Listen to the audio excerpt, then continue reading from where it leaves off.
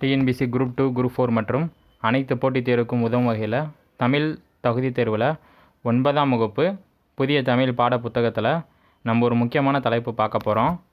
அந்த தலைப்புக்கான கேள்வி என்ன அப்படின்னா, அறிவையும் உயிர்களையும் தொல்காப்பியர் எவ்வாறு தொடர்பு படுத்துகிறார்?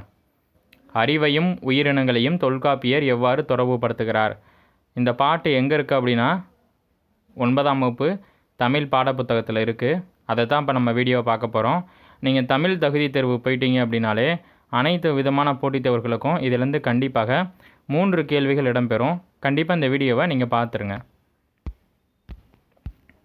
நியூ சிலபஸில் இருக்குது. ஃபஸ்ட்டு பாருங்கள், அறிவு நிலை, அறியும் ஆற்றல், எடுத்துக்காட்டு. அப்போ அறியும் நிலை, ஆற்றல், எடுத்துக்காட்டு. ஓரறிவு, அறியும் ஆற்றல் என்னென்ன? உற்றறிதல். அப்போனா என்னதுன்னா தொடு உணர்வு. எடுத்துக்காட்டு புல் மரம். ஈரறிவு, உற்றறிதல் ப்ளஸ் சுவைத்தல். எடுத்துக்காட்டு சிப்பி, நத்தை. மூவறிவு, உற்றறிதல், சுவைத்தல், நுகர்தல். எடுத்துக்காட்டு கரையான், எறும்பு. நான்கறிவு, உற்றறிதல், சுவைத்தல், நுகர்தல், காணல். எடுத்துக்காட்டு நண்டு, தும்பி. அப்போ கேள்விகள் எப்படி வேணாலும் கேட்கலாம். இப்போ பாருங்களேன், ஓரறிவுக்கு எடுத்துக்காட்டு எவை? புல் மரம். ஈரறிவுக்கு எடுத்துக்காட்டு எவை? சிப்பி, நத்தை. மூவறிவுக்கு எடுத்துக்காட்டு எவை? கரையான், எறும்பு. நான்கறிவுக்கு எடுத்துக்காட்டு எவை? நண்டு, தும்பி.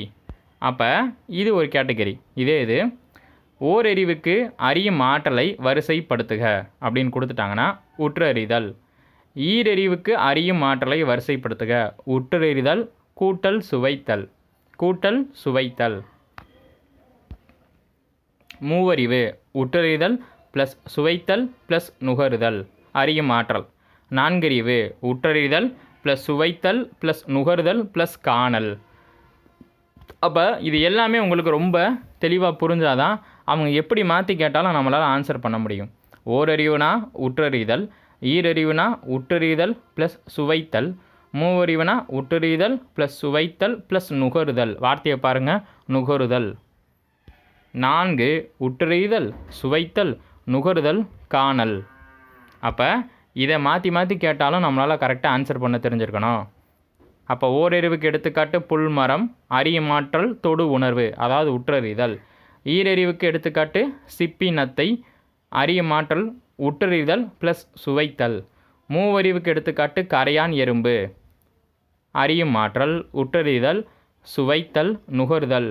எறும்பு சீனி எங்கே வச்சுருக்காங்க நுகர்ந்து பார்த்து தான் கண்டுபிடிச்சி போயிடும். அப்போ கரையான், எறும்புன்றது 3வது எடுத்துக்காட்டு. 4வது உற்றறிதல், சுவைத்தல், நுகர்தல், காணல். எடுத்துக்காட்டு நண்டு, தும்பி. அடுத்த 5 உற்றறிதல், சுவைத்தல், நுகர்தல், காணல், கேட்டல். எடுத்துக்காட்டு பறவை, விலங்கு. 5 அறியும் ஆற்றலை வரிசைப்படுத்துகனா உற்றறிதல், சுவைத்தல், நுகர்தல், காணல், கேட்டல். எடுத்துக்காட்டு பறவை, விலங்கு. 6 அறியும் ஆற்றல், உற்றறிதல், சுவைத்தல், நுகர்தல், காணல், கேட்டல், பகுத்தறிதல். உற்றறிதல், சுவைத்தல், நுகர்தல், காணல், கேட்டல், பகுத்தறிதல். எடுத்துக்காட்டு மனிதன். அப்போ 5ஆம் அறிவு எடுத்துக்காட்டு பறவை, விலங்கு. 6ஆம் அறிவுக்கு எடுத்துக்காட்டு மனிதன். அறியும் ஆற்றல் 5 உற்றறிதல், சுவைத்தல், நுகர்தல், காணல், கேட்டல். 6 எடுத்துக்காட்டு மனிதன்.